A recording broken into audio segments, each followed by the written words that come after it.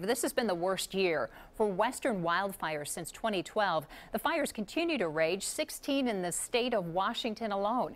Firefighters have been stretched to the limit, which is why Ohio has sent help.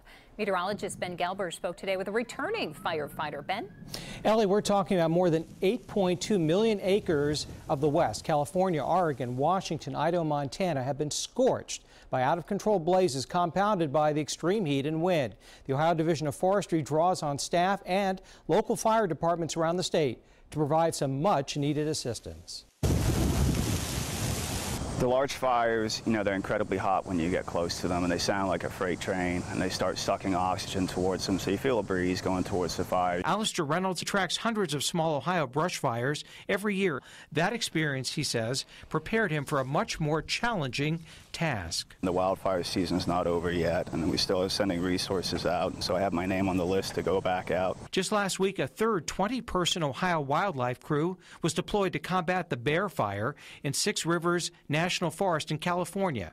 Alistair recently completed his third stint out west. They can work up to 16-hour days. They'll have 8 hours rest after that and get right back at it the next day, clearing fire breaks, using shovels, axes, rakes. It gets so hot and it gets so dry, we're going to pull off the mountain, or if the fire hits this line, then we're going to move out. And so we're really safety conscious with everything that we do and with the decisions that we make, and we don't like to put people in harm's way. When we get to go out west and fight those big fires out there, we get to bring all that knowledge back to Ohio and implement it in our firefighting. We want to represent Ohio the best that we can.